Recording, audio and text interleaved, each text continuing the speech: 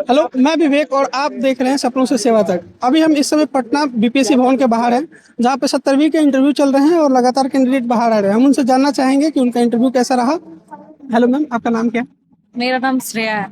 कैसा रहा मैम आपका इंटरव्यू? अच्छा रहा।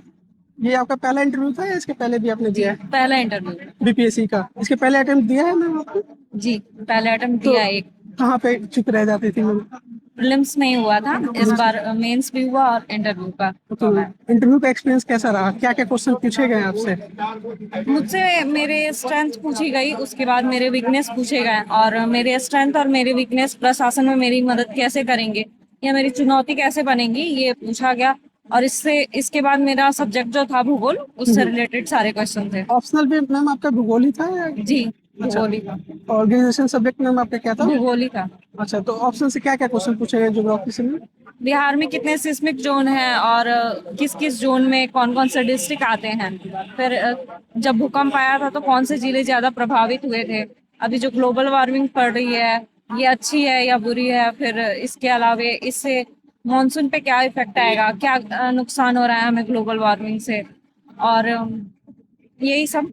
और करंट अफेयर से भी आपसे क्वेश्चन कुछ पूछा गया, आईआर वगैरह से? मुझसे करंट अफेयर से नहीं पूछा गया। आप पोस्ट प्रेफरेंस से मैम कुछ क्वेश्चन वगैरह? मेरे से पोस्ट प्रेफरेंस से भी नहीं पूछा गया। मेरा ज्यादातर इंटरव्यू सब्जेक्ट पे ही केंद्रित था। अच्छा, सिर्फ जो ऑप्शन आपका ज्योग्राफी सब्जेक्ट है उसी पे?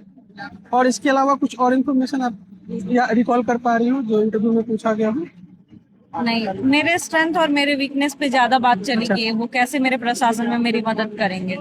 तो आपने अपना एडमिनिस्ट्रेटिव सर्विस फर्स्ट प्रेफरेंस में डाला हुआ था? जी, बीएस। तो कैसे, किस टाइप के सिचुएशनल क्वेश्चन आपसे पूछे गए? और सिचुएशनल क्वेश्चन भी मेरे से नहीं पूछेगा। वो भी क्वेश्चन आपसे बस नहीं चार पूछे? मेंबर थे, हल्का हल्का टाइम, थोड़े थोड़े देर के लिए। अच्छा। सब लोग वही ग्लोबल वार्मिंग ज्यादातर केंद्रित था और सिस्मिक जोन बिहार में जो है। तो क्या कोई, जैसे आप कोई क्वेश्चन में अटक रहे हो तो उस पे ज्यादा क्वेश्चन पूछा जा रहा है या फिर डराने की कोशिश की जा रही है, नहीं, कुछ ऐसा? डराने की कोई कोशिश नहीं की जा रही थी। जहां आपको नहीं आ रहा वो लोग समझा भी दे रहे थे कि हम ये जानना चाहते थे। जी। तो ऐसा कोई मौका मिला आपको जहाँ पे आपको सॉरी बोलना पड़ा हो? हाँ, मैं एक जगह पे बोली थी कि सॉरी सर, मैं अभी रिलेट नहीं कर पा रही हूँ चीजों को। तो उन्होंने उस बोला पे कि बोर्ड कोई का बात नहीं। रिएक्शन क्या था? उन्होंने बोला कोई बात नहीं, यहाँ ज्ञान की परीक्षा नहीं हो रही है। आप ऑलरेडी नॉलेज का आपका टेस्ट हो चुका है। ये हम लोग पर्सनालिटी टेस्ट कर रहे हैं कि आप स्ट्रेस कितना मैनेज कर पा रही हैं। जी मैम। आपने इसके पहले मॉक इंटरव्यू वगैरह भी दिया है मैम या जी, दिया है। कौन से इंस्टीट्यूट से दिया था मैम? एक खान जीएस में दिया था, एडुटेरिया में दिया था। उससे कहाँ तक बेनिफिट मिलता है एक स्टूडेंट को, अगर वो जो भी जिस बच्चे का इंटरव्यू है अभी, उसको मॉक इंटरव्यू कितने देने चाहिए और क्यों देने चाहिए? मुझे लगता है कि जब रिजल्ट आए मेंस का तो पहले तो एक मॉक या दो मॉक दे लेना चाहिए, ताकि हमें आइडिया लग जाए कि हमसे कौन कौन से क्वेश्चन बनेंगे और किस टाइप के क्वेश्चन बनेंगे। उसके बाद हम उसको प्रिपरेशन में ला सकते हैं और फिर प्रिपरेशन के बाद 2 से 3 मॉक दे देना चाहिए।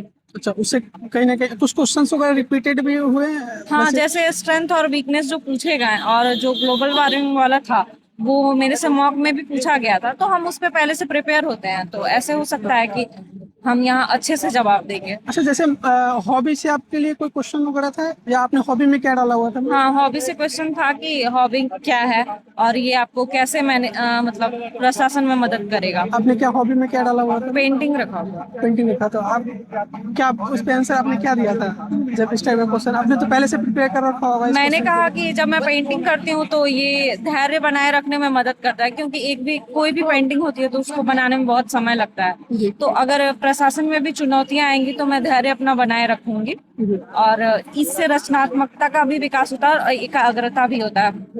और पेंटिंग से सर तनाव मैनेजमेंट भी दूर होता है। तो मेरे तनाव को प्रबंधित करने में ये मदद करेगा मेरी हॉबी। कितने देर तक आपका इंटरव्यू चला था ma'am overall? Overall 15 minute 17 minute चला था। 15-17 मिनट चला था। और जो आप बाहर बैठ के वेट करते हैं, जो जो भी इंटरव्यू वाले कैंडिडेट हैं, उस समय कैसा प्रेशर वो फील करते हैं अपने ऊपर? बहुत एकदम धक धक सा हो रहा था क्योंकि फर्स्ट टाइम था। तो उसको लेकिन कैसे बाकी टैकल करना होता है?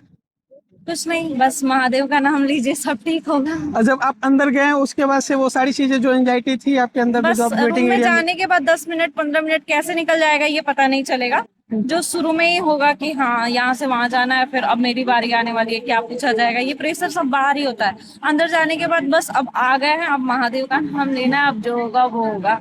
Okay ma'am. Thank you so much ma'am, आपका इंटरव्यू अच्छा गया है, आई होप आपका सिलेक्शन हो जाए। Thank you so much.